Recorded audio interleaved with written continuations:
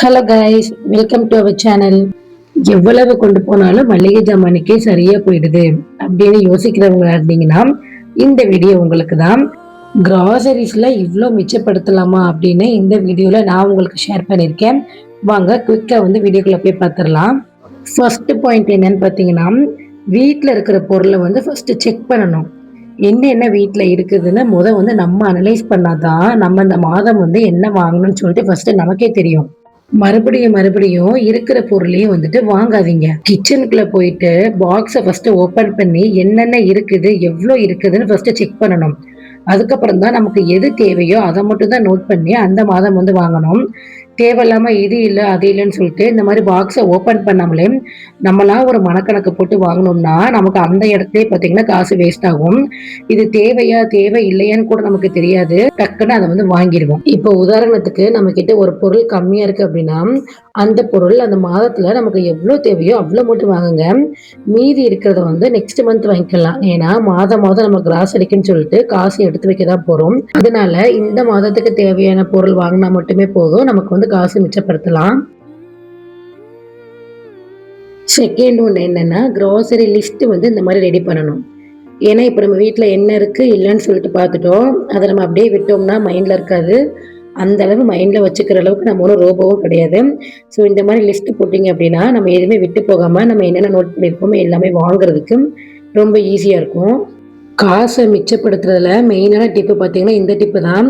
நான் பார்த்தீங்கன்னா every monthly grocery shopping இப்படி தான் பண்ணுவேன். இப்படி லிஸ்ட் ரெடி பண்ணிட்டு போனீங்கன்னா தேவையில்லாத ஷாப்பிங் நம்ம அவாய்ட் பண்ணிட்டு தேவையில்லாத மட்டும் வாங்கிட்டு வரலாம். உங்களுக்கு பிடிச்சிச்சுன்னா இந்த டிப்பை நீங்களுமே ஃபாலோ பண்ணி பாருங்க. இதுதான் ரொம்ப முக்கியமான டிப்பு. பட்ஜெட் ஃபிக்ஸ் பண்ணணும். 1,00,000 சம்பளம் வாங்கினாலும் பட்ஜெட் போடல அப்படின்னா அந்த காசு எங்க போகுது எங்க வருதுன்னே தெரியாது. இப்படி பட்ஜெட் போட்டோம்னா நம்ம மைண்டு அதுக்கேற்ற மாதிரி அடாப்ட் ஆகிக்கணும். அப்ப நம்மகிட்ட இவ்வளவுதான் அமௌண்ட் இருக்கு, இதுக்குள்ள செலவு பண்ணுன்னு சொல்லிட்டு நம்ம கொஞ்சம் செலவை கம்மி பண்ணிக்கணும். கிராசரிக்குன்னு சொல்லிட்டு நீங்க எடுத்து வைக்கிற காசு பாத்தீங்கன்னா அதுக்குள்ளேயே கிராசரி வாங்கணுமே தவிர நம்ம எடுத்து வைக்கிற அமௌண்ட்டை தாண்டி மட்டும் போயிடவே கூடாது. அடுத்தது என்னன்னா, ஆஃபர்ஸ் இருக்குதுன்னு சொல்லிட்டு நம்ம தேவையில்லாத பொருளை வாங்கிடுவோங்க. இப்ப சூப்பர் மார்க்கெட்ல போனீங்க அப்படின்னா buy one get one offer கண்ணுக்கு முன்னாடி எழுதி போட்டிருப்பாங்க. நம்ம கண்ணு பார்த்தீங்கன்னா ஸ்ட்ரெயிட் அங்கதான் போகும். என்னடா அது நமக்கு தேவையான யோசிச்சிருக்க மாட்டோம், பை ஒன் கெட் ஒன் போட்டுட்டாங்களா அப்ப நம்ம வாங்கியே ஆகணும் அப்படின்னு சொல்லிட்டு நம்ம அந்த பொருளை வாங்கிடுவோம். ₹1 அந்த காசு நம்மளோட காசு, நமக்கு ஒன்றும் ஈஸியா கிடைச்சது கிடையாது. ஃபர்ஸ்ட் அது நமக்கு தேவையா இல்லைன்னா அந்த ஒரு நிமிஷம் யோசிச்சுட்டு தென் அதுக்கப்புறம் தாங்க வாங்கணும். இந்த மாதிரி வாங்குறது மூலமாகவும் நம்ம காசை மிச்சப்படுத்தலாம். ரேஷன் கடையில வாங்குற பொருளை பார்த்தீங்கன்னா யூஸ் பண்ணிக்கிடணும். அங்கேயுமே பருப்பு நல்ல குவாலிட்டியாக தான் கொடுக்காங்க. தென் ஜீனி எண்ணெய், அப்புறம் பார்த்தீங்கன்னா எங்கள் ஊர் சைட்லாம் டீ தூள் கொடுப்பாங்க. தென் சோப்பு இதெல்லாம் கூட வாங்கிக்கிடலாம். வெளியில விட அங்கே கொஞ்சம் ரேட்டு கம்மியாக தான் இருக்கும். இப்படி வாங்குறது மூலமாகவும் நம்ம காசை மிச்சப்படுத்தலாம். அதே மாதிரி ரேஷன் கடையிலேருந்து வாங்குற பொருளை ஃபர்ஸ்ட் யூஸ் பண்ணிருங்க. அதை ஸ்டாக் வச்சுட்டே இருக்காதீங்க. ஏன்னா அப்போக்கப்போ யூஸ் பண்ணோம் அப்படின்னா அதில் வண்டு பூச்சி எதுவுமே பிடிக்காது. நான் பார்த்தீங்கன்னா ஜீனி எல்லாம் எங்களுக்கு 1.5 கிலோ நான் வாங்குவேன். அதை நான் யூஸ் பண்ணிட்டு 10 நான் மட்டும்தான் வெளியில வாங்குவேன். ஆயிலுமே பார்த்தீங்கன்னா நல்லா தான் இருக்கு, நம்ம டீப் ஃப்ரை பண்றதுக்கு வச்சுக்கிடலாம். டீ தூள்லாம் பார்த்தீங்கன்னா 25 ருபீஸ் தான். பட் ஆனால் நம்ம வெளியில வாங்கணும் அப்படின்னா 80க்கு குறைஞ்சு நமக்கு டீ தூளே கிடைக்காது. இந்த மாதிரி ரேஷன் கடையில் கொடுக்குற டீ தூள் நல்லாவும் இருக்குங்க, ஏலக்காய் ஃப்ளேவரோட இருக்குது. நான் அதெல்லாம் வாங்கி யூஸ் பண்ணியிருக்கேன். நான் பார்த்தீங்கன்னா எந்தெந்த விஷயத்துலலாம் நம்ம காசை மிச்சப்படுத்தலாமோ அதைத்தான் நான் உங்களுக்கு ஷேர் பண்ணியிருக்கேன். உங்களுக்கு பிடிச்சிருந்துச்சுன்னா ட்ரை பண்ணி பாருங்க. இந்த மாதிரி பாக்கெட் ஐட்டம்ஸ் தான் நான் மோஸ்ட்லி வாங்குவேன். இந்த கீ எல்லாம் பார்த்தீங்கன்னா இப்போ பாக்கெட்டில் உள்ளதை விட டப்பாவில் ஸ்டோர் பண்ணி வச்சுருப்பாங்க பார்த்தீங்களா, அதெல்லாம் ரேட்டு கூட இருக்கும். விம் லிக்விடுமே அப்படிதான், இதோட ரேட் பார்த்தீங்கன்னா 15 தான். பட் ஆனால் அதுவே இது பாட்டில் இருந்தது அப்படின்னா ரேட்டு கூட இருக்கும். இந்த கம்ஃபர்ட்டு, ஏரியல் பவுடர்ஸு, டிடர்ஜென்ட்டு இதெல்லாமே இந்த மாதிரி பாக்கெட்டில் வாங்கிட்டோம் அப்படின்னா நமக்கு அஃபோர்டபுளாக இருக்குங்க. நமக்குமே ஒரு அளவு தெரியும். இப்போ இந்த மாதிரி லிக்விட்லாம் வாங்கிட்டீங்க அப்படின்னா இப்போ மிஷின் வாஷ் பண்ணுறோன்னா ஒரு லோடுக்கு ஒரு பாக்கெட் அப்படின்னு சொல்லி கணக்கு வச்சுக்கிடலாம். நமக்கு இந்த மாதிரி லிக்விட் வேகமா தீர்ந்தும் போகாது, நமக்கு அளவும் தெரியும். நம்ம இதே டப்பால வாங்கினீங்கன்னா நமக்கு அளவு தெரியாது, வேகமா தீர்ந்தும் போயிடும், காசும் கூட. அதனால இந்த மாதிரி பாக்கெட் ஐட்டம்ஸ் தான் நான் வாங்கி ஸ்டோர் பண்ணிப்பேன். இந்த மாதிரி என்கிட்ட ஒரு விம் பாட்டில் இருக்கும்.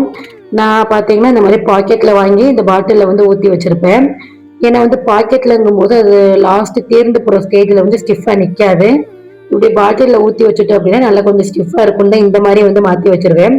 கம்ஃபர்ட்டுமே அப்படிதான் பண்ணுவேன். அதுக்கான பாட்டிலில் வந்து ஊற்றி ஸ்டோர் பண்ணி வச்சிருவேன்.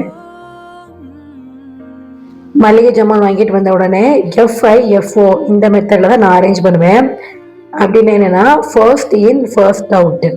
இப்போ உதாரணத்துக்கு என்கிட்ட பார்த்தீங்கன்னா வத்தத்தூள் கொஞ்சம் இருக்குது. நான் அது கூடயே பார்த்தீங்கன்னா இப்போ புதுசாக வாங்கின வத்தத்தூளையே கொட்டி வச்சேன்னா எனக்கு அது வண்டு பிடிச்சி வேஸ்ட் ஆகும். ஃபர்ஸ்ட் அந்த பழைய வத்தத்தூளை வந்துட்டு ஒரு பவுலுக்கு ட்ரான்ஸ்ஃபர் பண்ணிட்டு அதை ஃபர்ஸ்ட் யூஸ் பண்ணிட்டு அகைன் தான் பார்த்தீங்கன்னா இந்த பாட்டிலில் உள்ள பவுடர் எடுத்து யூஸ் பண்ணணும். எப்படி யூஸ் பண்ணா பார்த்தீங்கன்னா நமக்கு பழைய ஸ்டாக் தேங்காது, காசும் மிச்சமாகும், வேஸ்டாகவும் ஆகாது. எப்பவுமே ரேட் வந்து கம்பேர் பண்ணி வாங்கணும்.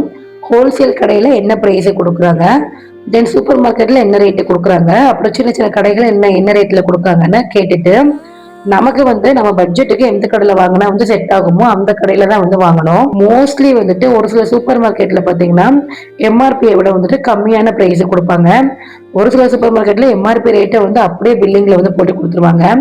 ஹோல்சேல் கடையில பார்த்தீங்கன்னா ரெண்டுல இருந்து ஒரு 5 ரூபாய்க்குள்ள வந்து கம்மியாக தான் இருக்கும். என்ன கேட்டீங்கன்னா ஹோல்சேல் கடையை வந்து ப்ரிஃபர் பண்ணுங்க.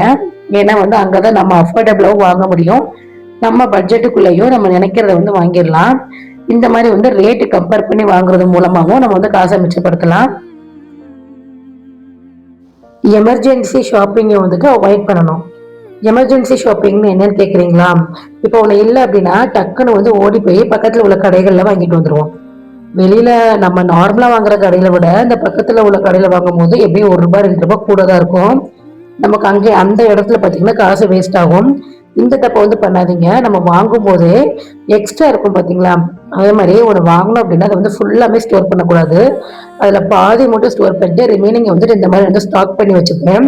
அப்பதான் வந்து அதை தீர்ந்த உடனே வந்துட்டு இதை வந்து யூஸ் பண்ண முடியும். இப்போ நம்ம இதை மொத்தமா கொட்டி வச்சுட்டோம் அப்படின்னா வண்டு பிடிச்சி வேஸ்டா தான் ஆகும்.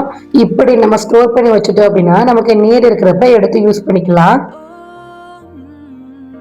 டூப்ளிகேட் ஷாப்பிங்கை வந்து அவாய்ட் பண்ணணும். டூப்ளிகேட் ஷாப்பிங் என்னன்னு கேட்குறீங்களாங்க? இருக்கிறதே வந்து மறுபடியும் வாங்குறது.